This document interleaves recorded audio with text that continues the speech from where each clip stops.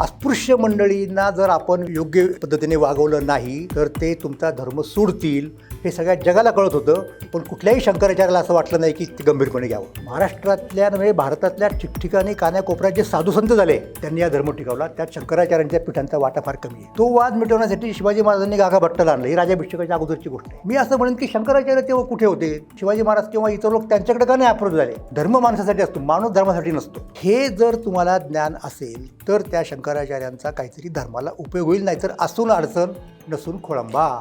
इंदिरा गांधी गेल्या जगन्नाथाच्या मंदिरात, येऊ दिलं नाही शंकराचार्यांनी तिथल्या. कुठल्या जगात येते. हिंदू धर्माची गोष्ट कशी माहिती का, की हिंदू धर्म हा कडवट धर्म नाही आहे. मी धर्मनिरपेक्ष मनुष्य आहे. पण मी का धर्मनिरपेक्ष आहे, मी हिंदू आहे म्हणून धर्मनिरपेक्ष आहे. तुम्हाला का म्हणता येत नाही आमच्याकडे राम आहे, आमच्याकडे कृष्ण आहे. तुमच्याकडे आहे ना, तुम्ही ते धार्मिक आहे म्हणून त्याच्याकडे जर पाठ फिरवला तर तुम्ही करंट आहात. संपला मुद्दा.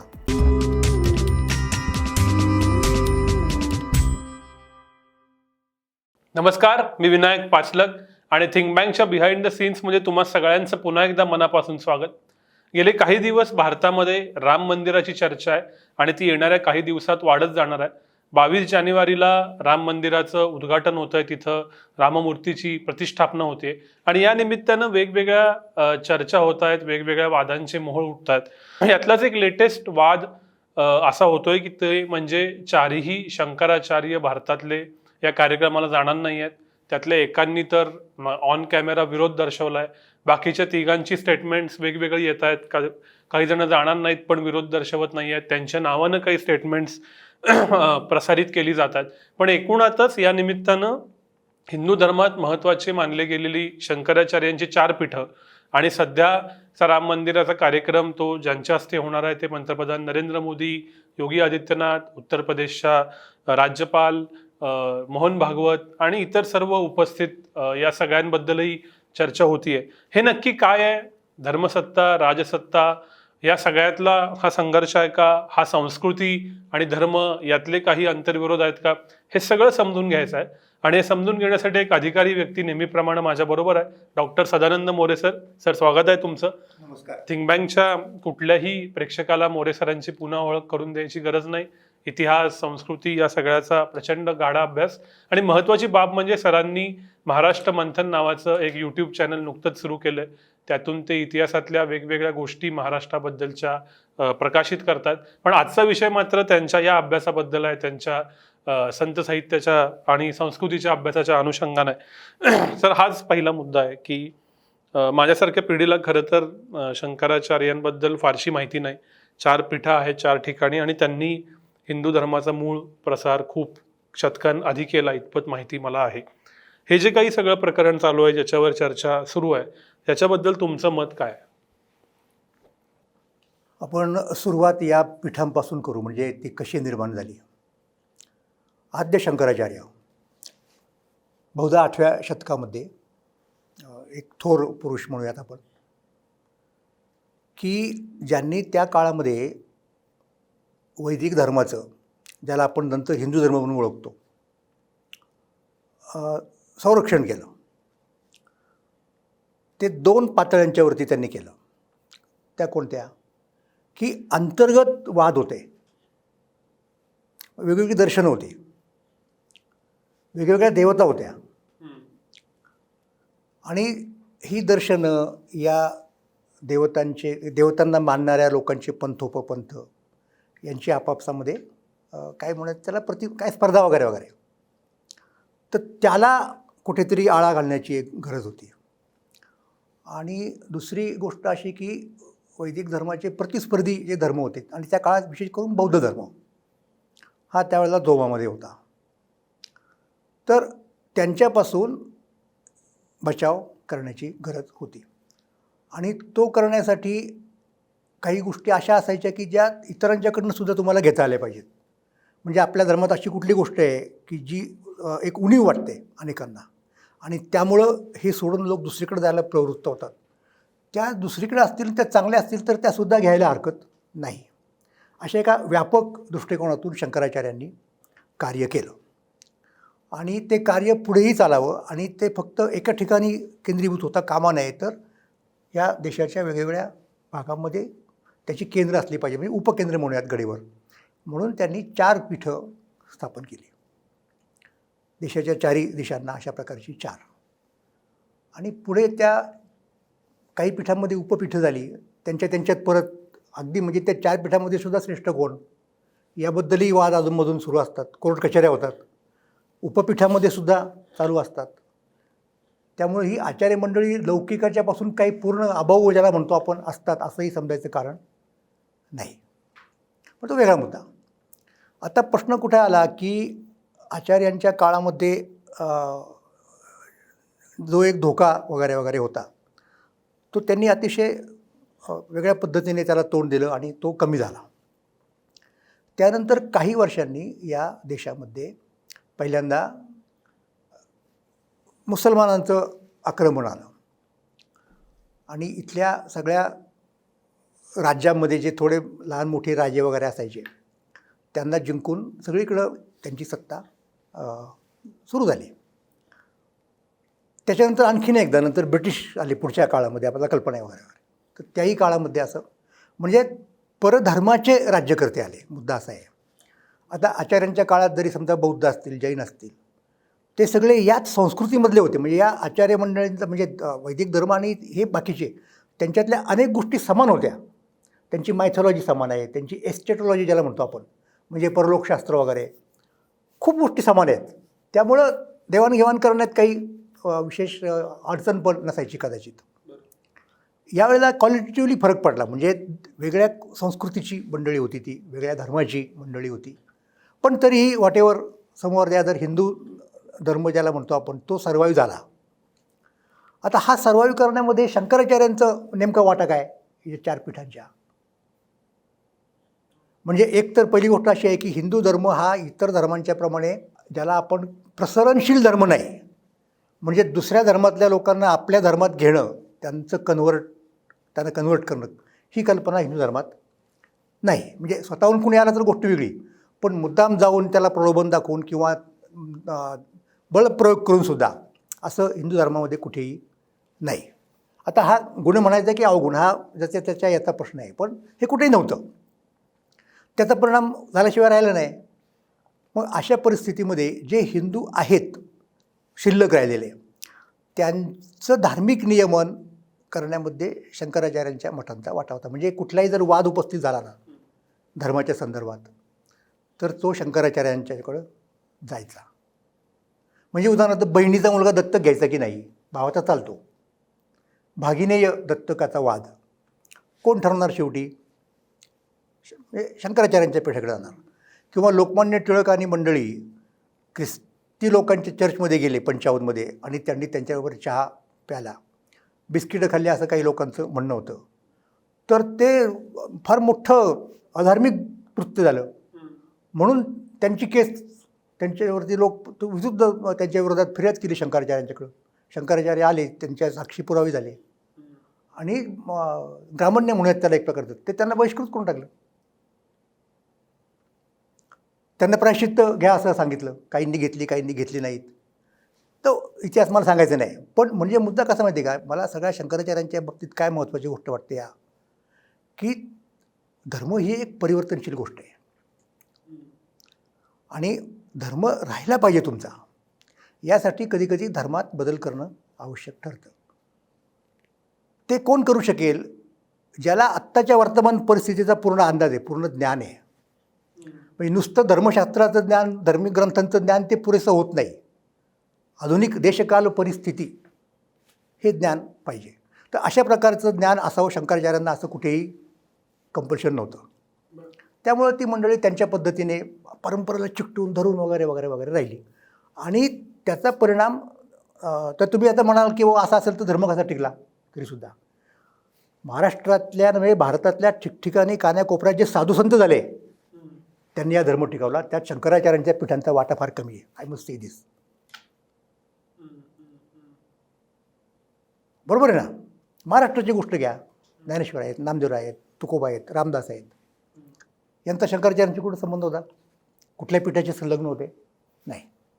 बंगालमध्ये जा, चैतन्य प्रभूंनी केवढं मोठं काम. ओरिसात जा, कुठेही जा, त्या ठिकाणी लोकल म्हणूयात आपण तिथल्या प्रादेशिक भाषेमध्ये सामान्य लोकांच्यापर्यंत पोहोचणारे, त्यांना धर्माचं ज्ञान देणारे भक्त म्हणा, संत म्हणा, ते निर्माण झाले. म्हणून मधल्या काळामध्ये हा धर्म टिकला. शंकराचार्यांच्या मठांनी याच्यात काय मोठं कॉन्ट्रीब्युशन केलं असं मला तरी, म्हणजे माझं जर चुकत असेल तर मला कोणी पण दाखवावं इतिहास त्यांचा काढून, किंवा इथे यांनी फार मोठं काय केलेलं आहे वगैरे काय, असं तर काय मला दिसलं नाही. तर ते साधू संतांच्यामुळे झालं.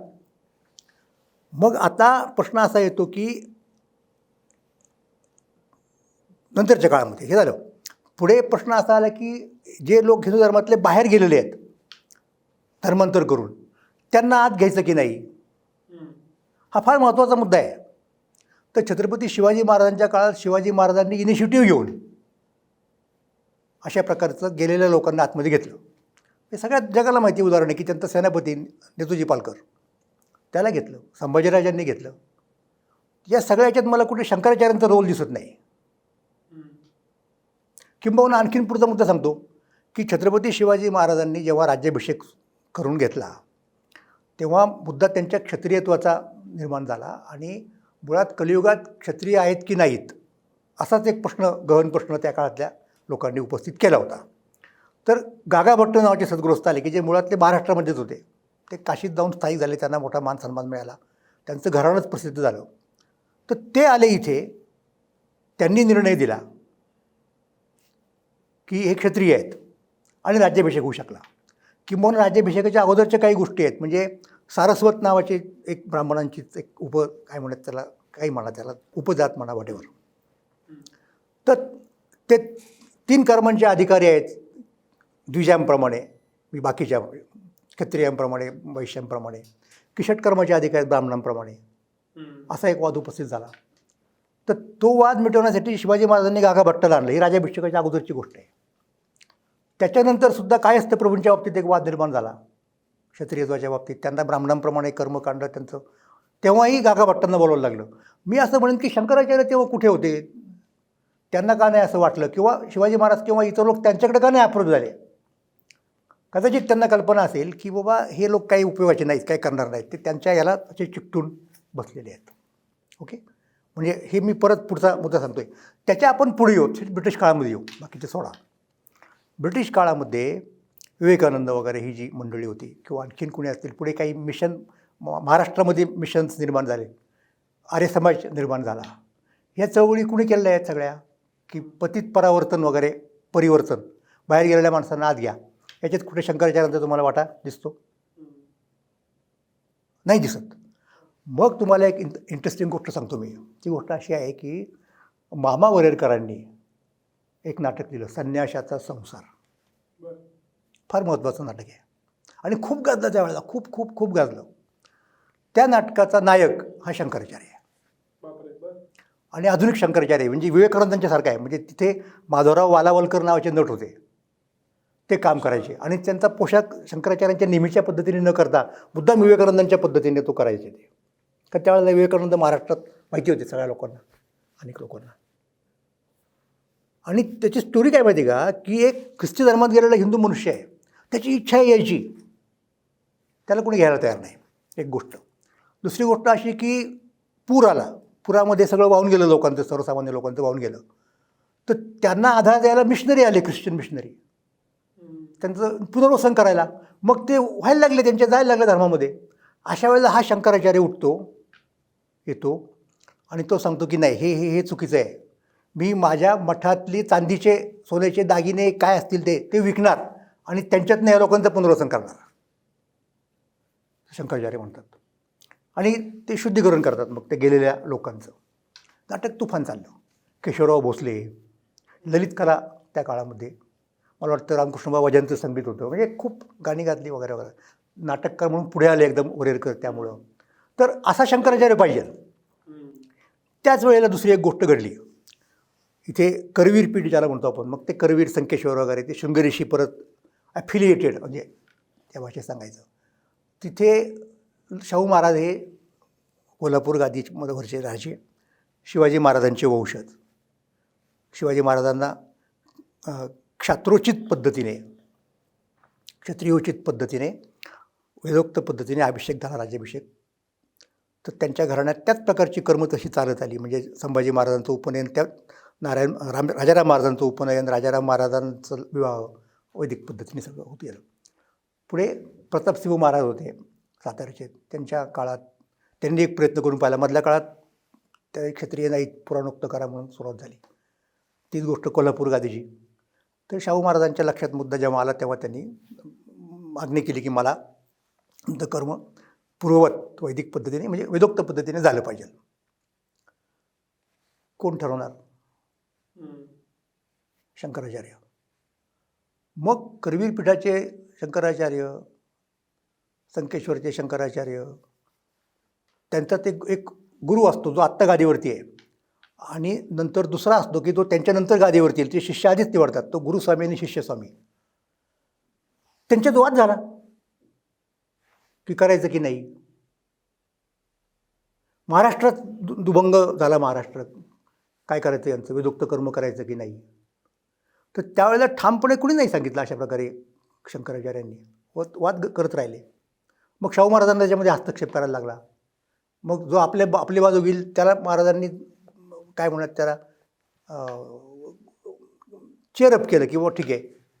अशा प्रकारच्या गोष्टी झाल्या. हे नाटकामध्ये यायला लागल्या या गोष्टी, गुरुस्वामी आणि शिष्यस्वामी यांची भांडणं. अशा परिस्थितीमध्ये शाहू महाराजांनाही वाटलं की शंकराचार्य हे आधुनिक देशकाल परिस्थितीचे ज्ञाते पाहिजेत, नवीन उच्च विद्याविभूषित पाहिजेत. लोकमान्य टिळकांनाही तसंच वाटलं आणि असा एक माणूस त्यांना सापडला. त्या माणसाचं नाव महाभागवत कुर्तकुटी. ते MA वगैरे होते, संस्कृतमध्ये इंग्रजीमध्ये पंडित होते, PhD होते. भगवद्गीतेवर त्यांचा मोठा अभ्यास होता. लिंगेश महाभागवत, त्या महाभागवत ही पदवी दिली त्यांना आपल्या गोंदवलेकर महाराजांनी. आणि ते त्यांना केलं नाही यांनी. म्हणजे टिळक आणि शाहू महाराजांचं कितीही जरी हे असलं त्यावेळेला वाद असला तरी हे शंकराचार्य पाहिजेत. कारण त्यांना लोकमान्य टिळकांना सुद्धा हे अशा पद्धतीचं फार चाललेलं आहे ते मान्य नव्हतं की शंकराचार्याला कळलं पाहिजे आत्ता काय चाललेलं आहे. आत्ता आपण गुलामगिरीमध्ये आहोत. तर त्यांनी पण आणि यांनी पण शाहू महाराजांनी मग ते तिथे त्या गादीवरती बसले आणि लोकांचं त्यांच्याकडनं फार मोठ्या अपेक्षा होत्या. तर पुढे असं झालं की ते राजकारणात भाग घ्यायला लागले की जे शाहू महाराजांना पटलं नाही. कारण शाहू महाराजांच्या संस्थांमध्ये ठरलं होतं की आपल्याला समाजकारण हे प्राधान्याने करायचं आहे. कारण आणि ब्रिटिश सरकारची त्यांच्यावरती फार करडी नजर होती. त्यामुळं मग शाहू महाराजांनी त्यांच्या पद्धतीने जे काय करायचं ते केलं. त्यामुळे शंकराचार्यांना कुर्तकुटींना सोडावं लागलं कोल्हापूर. आणि ते दंडकमंडलू घेऊन इकडे गेले नाशिकला. शाहू महाराजांनी त्यांना बरखास्त केलं. त्यांच्याऐवजी दुसरा माणूस नेमला की जो आपल्याला पूर्णपणे सपोर्ट करेल आणि राजकारण वगैरे असल्या गोष्टीत भाग घेणार नाही. ओके. नाशिकला जाऊन त्यांनी काय केलं, नाशिकला जाऊन मी आत्ता जे म्हणालो ना त्या गोष्टींचा त्यांनी पुरस्कार केला. त्यांनी पहिली गोष्ट, हिंदू महासभा हा जो एक प्रादेशिक संघटना होती लाला लजपतराय वगैरे लोकांनी केलेली, तर तिला भारतीय पातळीवरती नेलं आणि ते त्या भारतीय हिंदू महासभेचे पहिले अध्यक्ष झाले. म्हणजे आता शंकराचार्य हा सार्वजनिक जीवनामध्ये आला पहिल्यांदा. आणि ठिकठिकाणी शुद्धी परिषद जायला लागले, राजकीय लोकांना मार्गदर्शन करायला लागले. आणि शुद्धीकरण करायला पाहिजे यासाठी त्यांनी, इंटरेस्टिंग गोष्ट आहे तुम्हाला मी 2 गोष्टी सांगतो त्यांच्याबाबत फार महत्त्वाच्या आहेत, की जगन्नाथ पंडित नावाचा जो कुणी होता शहाजहानच्या दरबारात, त्याचं एका लवंगी नावाच्या मुस्लिम मुलीबरोबर प्रेम होतं. तर तिला हिंदू करून तिचं लग्न याच्याशी लावायचं असा एक तो थीम आहे पूर्वीच्या काळामध्ये, ज्याच्यावरती अलीकडच्या काळात विद्याधर गोखल्यांचं नाटक होतं बघा, अत्यंत गाजलं नाटक त्या काळामध्ये. हे अलीकडचं झालं. पण त्याच्या अगोदर 1930च्या दरम्यान शंकराचार्य कुर्तकुटी जगद्गुरू यांनी नाटक लिहिलं गंगा संमती आणि पुरस्कार केला की शुद्धीकरण करता आलं पाहिजे बाहेर गेलेल्या लोकांचं आणि त्यांना विवाह करता आलं पाहिजे रेग्युलर. तर हे त्यांनी नाटक लिहू नये म्हणून लोकांनी अनेक प्रयत्न केले, लहरा पांगारकर वगैरे अशा अनेकांनी, पण त्यांनी कोणाचं ऐकलं नाही. आता ते दुर्दैवाने नाटक का स्टेजवरती नाही येऊ शकला, हा भाग वेगळा सोडून दिला विषय. सगळ्यात पुढचा मुद्दा सांगतो, अस्पृश्य मंडळींना जर आपण योग्य पद्धतीने वागवलं नाही तर ते तुमचा धर्म सोडतील हे सगळ्या जगाला कळत होतं. पण कुठल्याही शंकराचार्याला असं वाटलं नाही की ते गंभीरपणे घ्यावं. एकमेव मनुष्य कृतकुटी आहे. कृतकुटींनी लोकांना माहीत नाही, सांगत नाहीत लोक काही गोष्टी एकमेकांना. बाबासाहेब आंबेडकरांचा काळाराम मंदिर नाशिक, जिथे आत्ता मला वाटतं मोदी साहेब गेले, उद्धवराव जाणार आहेत, तिथे अस्पृश्यांना प्रवेश मिळावा म्हणून बाबासाहेब आंबेडकरांनी मोठा सत्याग्रह करवला. त्या सत्याग्रहात कृतकुटी फ्रंटला होते. हो, शंकराचार्य. आणि त्यांच्या डोक्याला जखम झाली, कपाळाला दगड खाल्ला त्यांनी. असा शंकराचार्य आपल्याला पाहिजे. देशकाल परिस्थितीचं ज्ञान पाहिजे, भवितव्याची काळजी पाहिजे आपल्या धर्माची. आणि धर्म ही एक परिवर्तनशील गोष्ट आहे. धर्म माणसासाठी असतो, माणूस धर्मासाठी नसतो. हे जर तुम्हाला ज्ञान असेल तर त्या शंकराचार्यांचा काहीतरी धर्माला उपयोग होईल. नाहीतर असून अडचण नसून खोळंबा, ही मराठीची एक फार चांगली म्हण आहे, त्याची मला आठवण होते. अहो, इंदिरा गांधी गेल्या जगन्नाथाच्या मंदिरात, येऊ दिलं नाही शंकराचार्यांनी तिथल्या. कुठल्या जगात येते? तर ही बॅकग्राऊंड मी तुम्हाला शंकराचार्यांच्या संदर्भात सांगितलेली आहे. बरोबर. मुद्दा असा येतो, मूळ मला त्या राम मंदिराच्या मुद्द्याकडे यायच्या आधी, की आत्ता आपण 21व्या शतकात जे वावरतो तिथला आपला हिंदू धर्म हा मुळात हिंदू संस्कृती आहे का? आणि जे धर्म आणि धर्म म्हणून जे काही येतं ते तितकं फ्रंटला नाही का बहुतांश वर्गासाठी? आणि म्हणून मग या शतकामध्ये त्याच्या या धर्माचं प्रतीक म्हणून असणाऱ्या वेगवेगळ्या गोष्टी, उदाहरणार्थ शंकराचार्यांची पीठं, ही तितकीशी इन्फ्लुएन्शियल राहत नाहीत का? नाही, मी तेच सांगतो ना, शंकराचार्य जर ॲक्टिव्ह असते तर त्यांचं पूर्वी इन्फ्लुएन्शन राहिलं असतं. मला इतिहासात दिसत नाही असं की कुठल्या तरी एका महत्त्वाच्या धार्मिक वादात, धार्मिक बाबतीत शंकराचार्यांनी इंटरव्ह्यून केलेलं आहे. हे किरकोळ वाद झाले. कोणते? की अमुक एक माणूस 15 वर्ष कुठेतरी राहिला मग त्याला शुद्धीकरण त्याचं तेवढंच करायचं, ते फार किरकोळ झाले. व्यापक स्तरावरती मी तुम्हाला म्हणतोय की धर्माच्या बाहेर गेलेल्या माणसांना परत घ्यायचं किंवा नाही घ्यायचं, खालच्या जातीतल्या माणसांना कसं वागवायचं, अस्पृश्यांना त्यांचे अधिकार द्यायचे की नाहीत, इथे शंकराचार्यांचं मला कुठेही काही कॉन्ट्रीब्युशन दिसत नाही. आता तुम्हाला मी सांगतो, आता तिकडे रोमन कॅथॉलिक पोप आहेत की नाहीत, गेल्या तुम्ही 100 वर्षाचा इतिहास पहा, तुम्हाला अनेक पूर्वी ज्या गोष्टी चुकीच्या झाल्या त्या बाबतीत पोपनी माफी मागितलेली असं दिसेल तुम्हाला.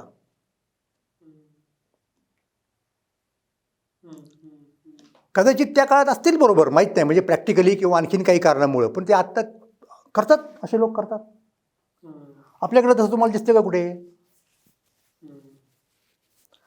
हा तर मुद्दा आहे ना. म्हणजे बाबासाहेब आंबेडकर 20-25 वर्ष सांगत होते लोकांना की बाबा हे तुम्ही नीट वागवा आम्हाला. शेवटी नोटीस दिली ऑलमोस्ट त्या येवल्याच्या भाषणामध्ये की मी हिंदू म्हणून जरी जन्मलो असलो तरी हिंदू म्हणून मारणार नाही. कोण गेलं त्यांना सांगायला असं करू नका म्हणून? सांगा. लिंगेश महाभागवत कुर्तकोटी हे गेले आणि त्यांनी सगळ्या हिंदू समाजाला सांगितलं, नेत्यांना सांगितलं की अरे सिरियसली घ्या. घेतलं का कुणी? कुठल्या शंकराचार्यांनी सांगितलेलं आहे त्या काळामध्ये येऊन की बाबांनो असं करू नका, झालेलं आहे आमच्याकडनं अन्याय तुमच्यावरती, आम्ही त्याचं परिमार्जन करू, तुम्हाला हवं ते देऊ, असं सांगायला एकही शंकराचार्य 4 पैकी किंवा 4चे आणखीन उपपीठं असतील पुढे आलेलं नाही माझ्या समजुतीप्रमाणे. तर ही वस्तुस्थिती आहे. आणि हा तर हिंदू धर्माची गोष्ट कशी माहिती आहे का, की हिंदू धर्म हा कडवट धर्म नाही आहे. तो असा दुसऱ्याच्या अंगावर चालून जाणारा धर्म नाही आहे. म्हणजे मी आता माझ्यापुरतं सांगेन की मी धर्मनिरपेक्ष मनुष्य आहे, पण मी का धर्मनिरपेक्ष आहे? मी हिंदू आहे म्हणून धर्मनिरपेक्ष आहे.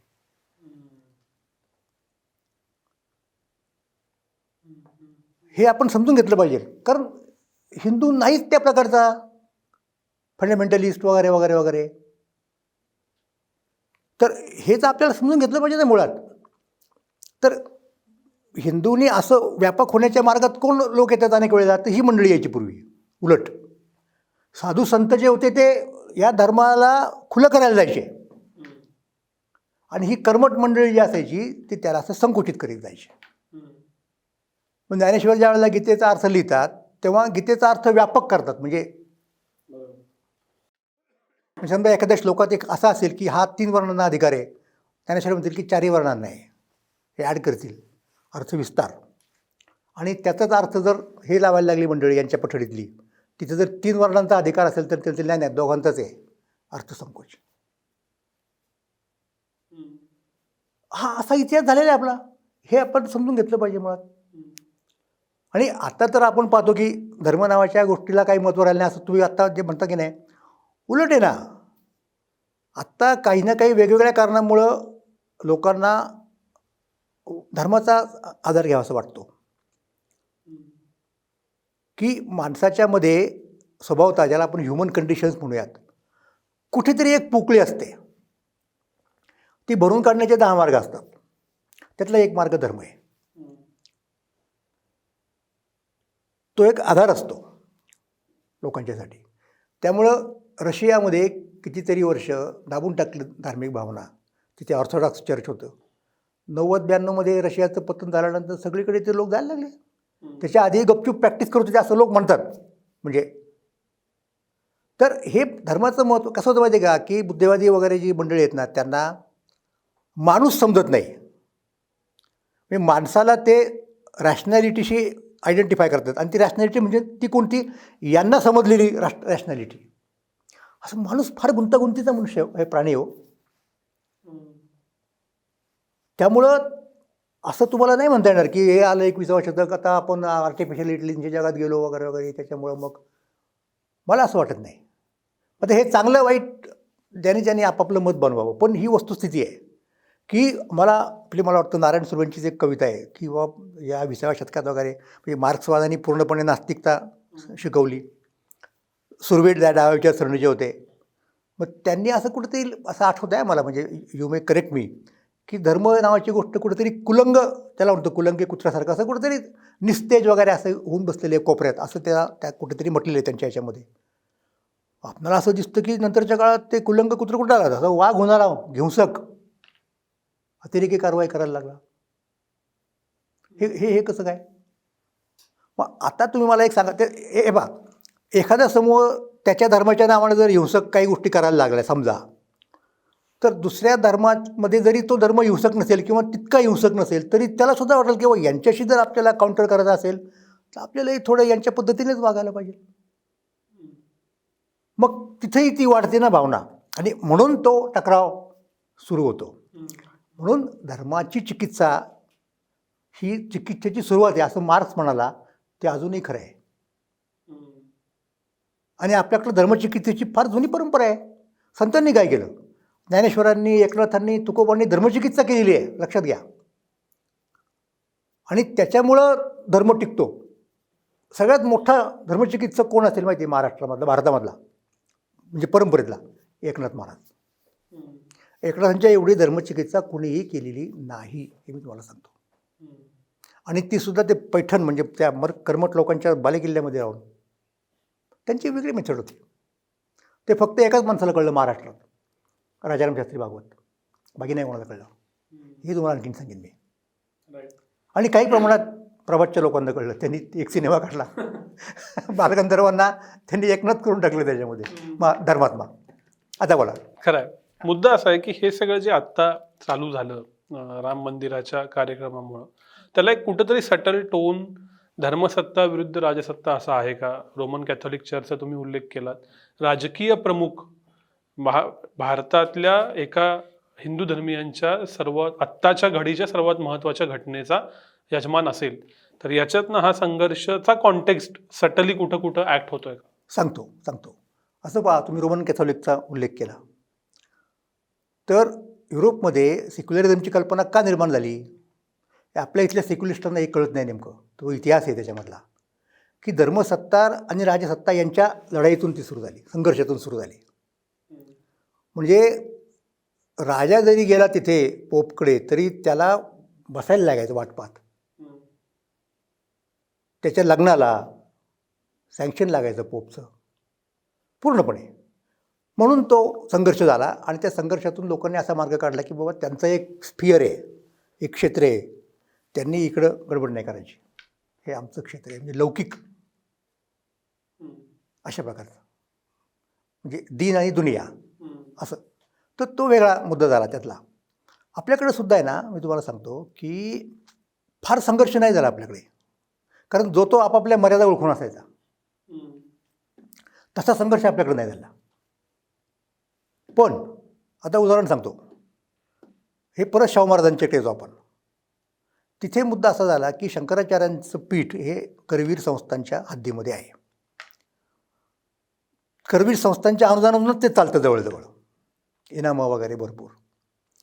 परंतु ते त्या संस्थानिकाचं ऐकत नाहीत, तिथले जे कोणी शंकराचार्य आहेत. काय करायचं प्रश्न आला. तर त्यांनी अशी चौकशी करायला सुरुवात केली की राजाची सत्ता चालेल का शंकराचार्याच्यावरती, की शंकराचार्यांची राजावर चालेल. आहे ना, फार क्रुशियल मुद्दा आहे. तर त्यांना भेटले प्रबोधनकार केशव सीताराम ठाकरे. त्यांचे फार चांगले संबंध होते, शाहू महाराजांचे आणि ठाकरेंचे मैत्रीपूर्ण संबंध होते. तर त्यांनी विचारलं, असं काही सापडतं का आपणाला उदाहरण की धर्मसत्तेचे निर्णय राजसत्तेने दिलेले आहेत. तर ठाकरे म्हणाले, हो सांगतो ना तुम्हाला. समर्थ रामदासांच्या निर्याणानंतर रामदासांचा पुतण्या आणि रामदासांचा शिष्य यांच्यामध्ये त्या गादीवरून वाद सुरू झाला, किंवा घरातल्या घरात झाला, वाटेवर ते वाद झाला. आता त्यांचा निवाडा कोणी करायचा, तो सातारच्या शाहू छत्रपतींनी केला, की खरा त्यांचा एकूण एक उत्तराधिकारी वगैरे वगैरे त्या याच्यातला एक, त्या परंपरेमध्ये. तर ते लिहिले ठाकरेंनी, त्यांच्या आठवणीमध्ये पण आहे. ह्या म्हणले वा वा वा वा, ते कोदंड म्हणायचे यांना, कारण तिथं कोदंडाचा टणत्कार नावाचं त्यांचं पुस्तक फार गाजलं त्या काळात. त्यामुळं लाडाने कौतुकाने प्रबोधनकारांना ते कोदंड म्हणायचे. अरे कोदंडा म्हणले, फार तू महत्त्वाची गोष्ट सांगितली, आता बघतो म्हणले. म्हणजे मग त्यांनी काय केलं माहिती आहे का, की शंकराचार्यांचं सोडाच, त्यांनी ती सगळी म्हणजे ब्राह्मण शंकराचार्य असणारी संपूर्ण पीठच्या पीठ बाजूला टाकलं आणि तिथे क्षात्रजगत गुरु नेमला, क्षत्रियांचा काय म्हणता येईल त्याला शंकराचार्य. एवढी उलथापालथ केली शाहू महाराजांनी. म्हणजे तर त्यांनी काय दाखवलं की यांच्या सत्तेपेक्षा, या शंकराचार्य वगैरे मंडळींच्यापेक्षा, धर्मसत्तेपेक्षा माझी राजसत्ता ही श्रेष्ठ आहे. आता पुढे काय झालं, शाहू महाराजांनी भले कुठल्या का चांगल्या उद्देशाने ते नेमलं असेल, नंतरच्या काळामध्ये त्या क्षात्र जगद्गुरूचं महत्त्व कमी कमी होत गेलं. म्हणजे आता ते आहेत की नाही तिथं लोकांना कळत नाही. उलट दुसऱ्या म्हणजे मूळ त्या म्हणजे ब्राह्मणी परंपरेतल्या शंकराचार्यांचं महत्त्व आवाजित आहे, म्हणजे काही का प्रमाणात होईना. म्हणून तर ते म्हणू शकतात ना असं की ते वगैरे वगैरे असा मुद्दा आहे. धर्मशास्त्रीय आक्षेप घेतले जातात असं, म्हणजे ते धर्मशास्त्रीय आहेत का नाहीत ते मला माहीत नाही. ही मर्यादा मान्य करून एक तिथं दुसरं काहीतरी होतं, ते प्रार्थनास्थळ पाडून तिथं मंदिर बांधलं जातं, हे योग्य का अयोग्य, ते अपूर्ण आहे काम, अशा अपूर्ण मंदिरात जाऊ नये असं काहीतरी, आणि त्याचं राजकीयकरण केलं जातं. हे 3 आक्षेप या लोकांच्या बोलण्यातनं येताना निदान माध्यमात दिसतात. नाही, काय वाटतं? मी तुम्हाला पहिल्यांदा 2 आपल्या महाराष्ट्रातल्या गोष्टी सांगतो. 14व्या शतकातली एक गोष्ट आहे. कुठल्या तरी मुसलमान बादशाने स्वारी केली. स्वारी म्हणजे त्याला स्वारी नाही म्हणायचं, मंदिरावरती जेव्हा हल्ला होतो तेव्हा त्याला स्वारी नाही म्हणू शकत आपण. स्वारी ही 2 राज्यांमध्ये वगैरे अशी काहीतरी असते, राज्यावरती असते. आणि काय झालं पुढे की पंढरपुरामध्ये नेहमी असायचं ठरलेलं की कोणीतरी यायचं. पंढरपूर म्हणजे महाराष्ट्राचं लाडकं क्षेत्र आणि दैवत विठ्ठल. मग ती मंडळी काय करायची, विठ्ठलाची मूर्ती हलवायची, दुसरीकडे कुठेतरी नेऊन ठेवायची लपून. ते तेवढ्यापुरतं संकट जायचं. ते घडलं तेव्हासुद्धा, 14व्या शतकातली गोष्ट आहे. आणि नंतर ते लोक तसे गेले की त्यांनी ते मंदिर पाडलं. तर गवळखरांच्या मंदिराप्रमाणे ते मंदिर पाडलं त्यांनी. पण तिथे त्यावेळेला चांगा मुदेश नावाचा एक सत्पुरुष होता. त्यानं ते परत बांधलं त्याच ठिकाणी आणि ती लपवलेली मूर्ती बसवली. एक त्याचं चरित्र आहे चांगा मुदेशचं. त्याच्यामुळे मी सांगतो ते 100% खरं आहे. तुम्हाला अगदी लेटेस्ट गोष्ट सांगतो ना, आपल्या भगतसिंग राजगुरू, तर राजगुरूंचे पूर्वज, राजगुरू हे त्यांचं मूळचं नाव नाही, त्यांचं मूळचं नाव ब्रह्मे. राजगुरू हे नाव कसं पडलं की त्यांच्या पूर्वजांच्यापैकी कचेश्वर, जे तुकाराम महाराजांना मानणाऱ्यांपैकी, म्हणजे तुकाराम महाराजांच्या नंतर त्यांना तुकाराम महाराजांचा साक्षात्कार झाला.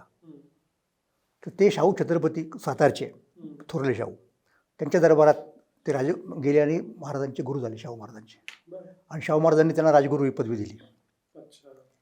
ते कचेश्वर ब्रह्मे. तर त्यांचे आणि तुकाराम महाराजांचे चिरंजीव नारायण महाराज यांचे फार जवळचे संबंध होते. मी त्याच्यात वेळ नाही घालवणार. पण त्या काळामध्ये, म्हणजे त्याच्या अगोदरची गोष्ट आहे, मधल्या काळात औरंगजेब आला आणि औरंगजेबाच्या भीतीनं लोकांनी काय गोष्टी केल्या. तो इथे पण होता ना, पुणे जिल्ह्यात इकडे तिकडे असायचा, सगळीकडे त्याच्या छावण्या फिवण्या असायच्या. तर खेड तालुक्यामध्ये त्यावेळेला, म्हणजे आज ते आंबेगाव तालुक्यात गाव आहे शिरोली.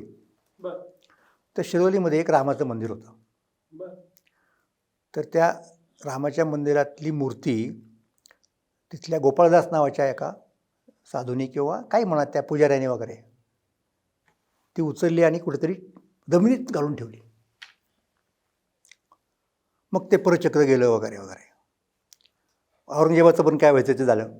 मग नंतर शाहू महाराज जे औरंगजेबाच्या ताब्यात होते ते आले साताऱ्याला, ते गादीवरती बसले आणि त्यांचे आणि कचेश्वरांचे संबंध चांगले प्रस्थापित झाले. तर नंतर तो गोपाळदास नारायण महाराजांकडे आला, म्हणजे तुकोबांच्या चिरंजीवांकडं, की असं असं झालेलं आहे, तर काय करायचं, मूर्तीचं परत काय करायचं, ती मूर्ती तिथून एकदा उठवलेली. तर ते म्हणाले की तुम्ही काय काळजी करू नका, मी कचेश्वरांना सांगतो, कचेश्वर शाहू महाराजांना सांगतील.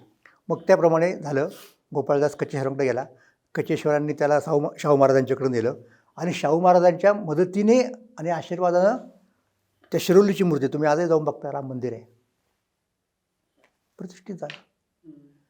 त्यामुळं तुम्ही कोणत्या परिस्थितीमध्ये आहात, हे जे नियम असतात ना, ते नॉर्मल परिस्थितीमधले नियम असतात.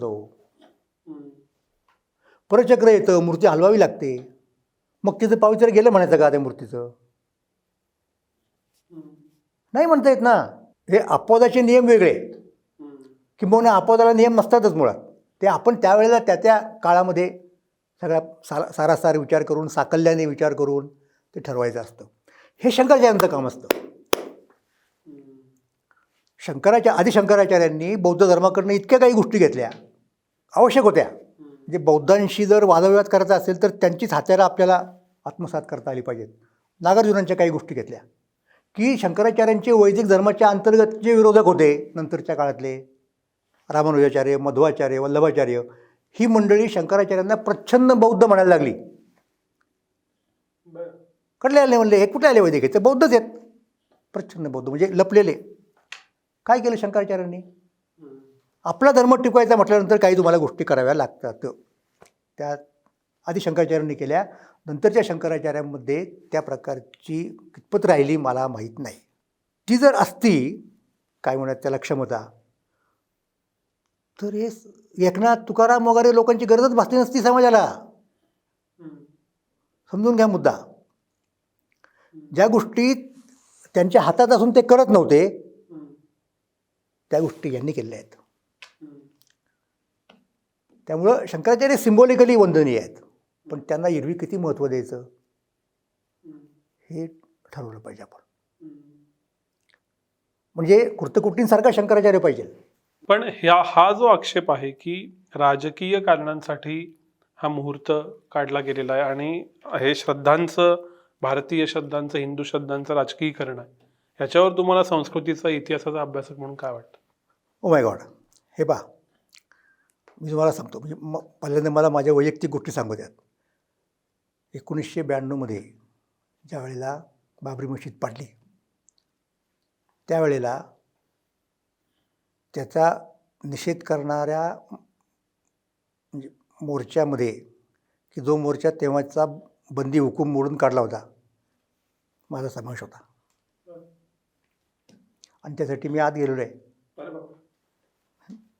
सांगायला पाहिजे. काय माझं म्हणणं होतं? माझं म्हणणं होतं असं की ही गोष्ट हिंदूचे धर्मगुरू आणि यांचे धर्मगुरू, मुसलमानांचे जे कोणी असतील, त्यांनी एकत्र येऊन चर्चा करून सामंजस्याने सोडवलं पाहिजे.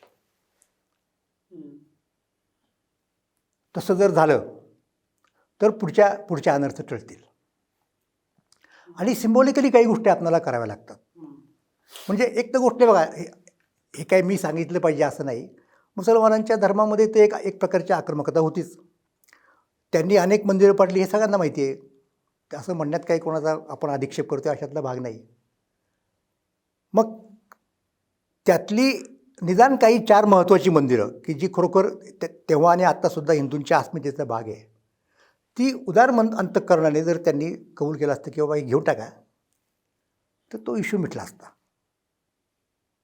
मग यांना म्हणायची वेळ नसते आली की ही झाकी आहे, हे बाकी आहे.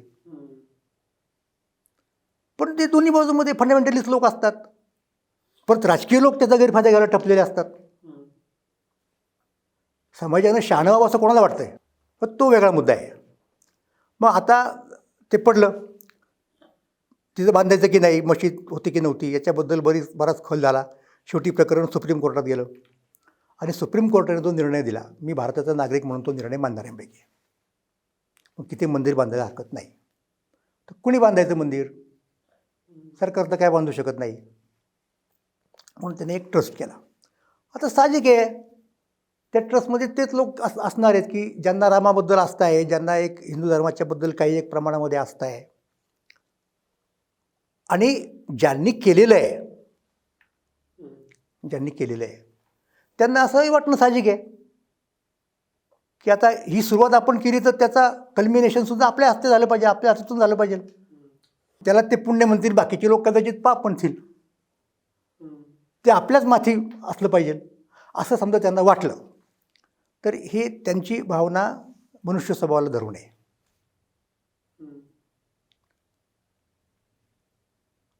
हा एक मुद्दा झाला. त्यामुळं आता त्याच्यातून त्यांना पॉलिटिकल लाभ होऊ शकेल.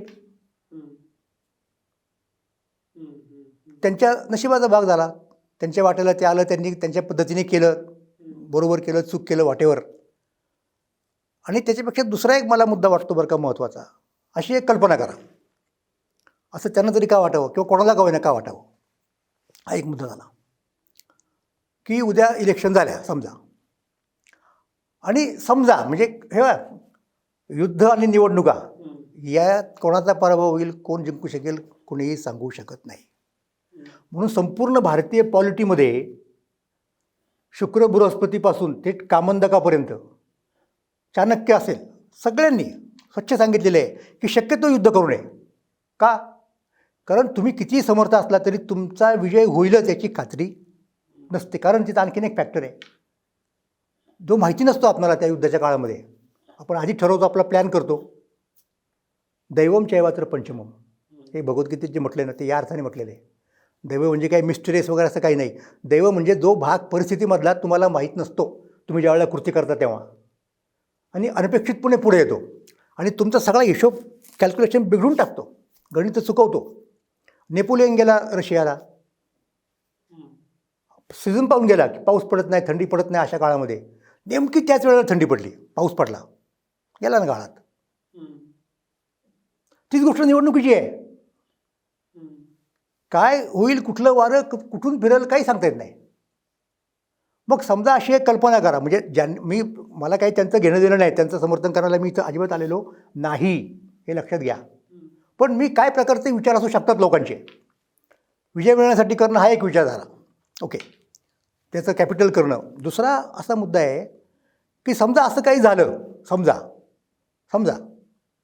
For the sake of argument, आणि उद्या अशा विचारांचे लोक सरकारवरती आले की ते उदासीन असतील मंदिराच्याबद्दल, मूर्तीच्या प्रतिष्ठापनेबद्दल. बरोबर आहे ना? तिथे अर्जन्सी असेल त्यांना तेवढी, आणि त्यांनी निर्णय घेतला की नाही, दिस इज पॉसिबल ना. आणि त्याच्यापेक्षा आणखीन इंटरेस्टिंग तुम्हाला मुद्दा सांगेन मी, की अशी एक कल्पना करा की भाजप नावाचा एक पक्ष आहे, त्याच्या लोकांना वाटतं की आपल्याला मेजॉरिटी मिळणार, काय 400च्या पुढे जाऊ वगैरे वगैरे, ते चालू असतात, आपण ऐकतो त्याच्यावरती.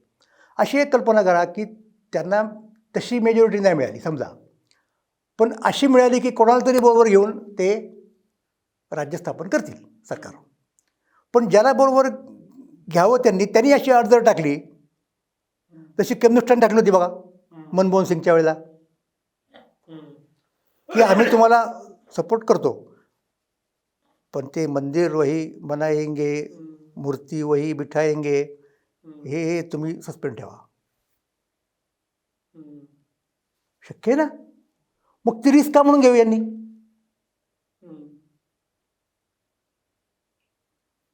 नाही घेणार. त्यांच्या जागी कुणीही जरी असताना नाही, एकतर आम्ही जे केलेलं आहे आमच्यामुळे जे झालेलं आहे रादर, त्याचा आम्हाला जर लाभ मिळत असेल तर त्याला आम्ही वंचित का म्हणून मागू, पहिली गोष्ट. आणि दुसरी गोष्ट अशी की ते पोस्टपोन केलं याच्याप्रमाणे, आणि उद्या असं जर काय झालं तर मग.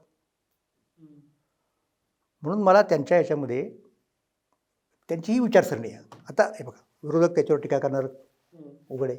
मी असतो राजकीय पक्षामध्ये तर मी पण केला त्यांच्या विरोधामध्ये असतो तसं. मी एक अभ्यासक असल्यामुळं मी तुम्हाला सगळ्या प्रकारची बाजू पुढे मांडलेली आहे. शेवटच्या टप्प्याकडे जी येताना जी जी जी शेवटचा किंवा पेनल्टीमेट प्रश्न तुमच्या उत्तरावरती अवलंबून आहे की शंकराचार्य किंवा ओव्हरऑल आपल्या धर्माचा बेस हा किंवा धार्मिक पर्यटन सुद्धा अगदी आपलं हे शंकराच्या भोवती काही एकवटलेलं होतं आहे. आजही आपण चारधामला जातो, 12 ज्योतिर्लिंगांना जातो धर्म म्हणून. हे जे राम मंदिर आहे हे भविष्यात धर्माचा भाग असेल का सांस्कृतिक प्रतीक असेल का सांस्कृतिक आणि राजकीय प्रतीक असेल? हे बा, मला तुम्हाला 2-3 गोष्टी सांगायच्या. ह्या गोष्टीला आपण पूर्णपणे वेगळं करू शकत नाही एकमेकांच्यापासून. आपली पॉलिटिकल कल्पना काय आहे? कोणतं राज्य चांगलं? रामराज्य. ती आजची आहे का? तुकाराम महाराज सांगतात, झाले रामराज्य काय उणे आमासी, धरणी धरी पीक गायी ओळल्या म्हैसी. भौतिक समृद्धी आहे रामराज्यामध्ये. रामराज्यामध्ये राजा आणि प्रजा हा भेद नाही. रामराज्य राम प्रजा लोकपाळ, एकची सकळ दुजे नाही. ही रामराज्याची कल्पना आहे, जे लोकशाहीला जवळ येणारी कल्पना आहे. राम प्रजा, राम लोकपाळ, म्हणजे गव्हर्नर जे आहेत, गव्हर्न होणार आहेत ते पण राम आहेत, आणि गव्हर्न करणारे आहेत ते पण राम आहेत.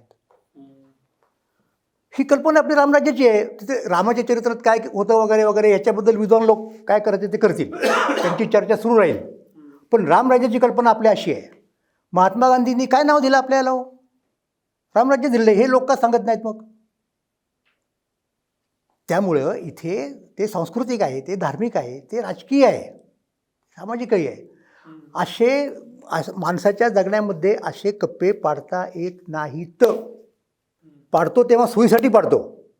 सेक्युलरिझम का म्हणालो आपण? की बाबा एका मर्यादेच्या पलीकडं नाही आल्या पाहिजे त्या अलौकिकातल्या गोष्टी लौकिकामध्ये, आणि ते बरोबर आहे तेवढ्यापुरतं त्या याच्यामध्ये. त्यामुळं हे असं नसतं हो, असं नसतं.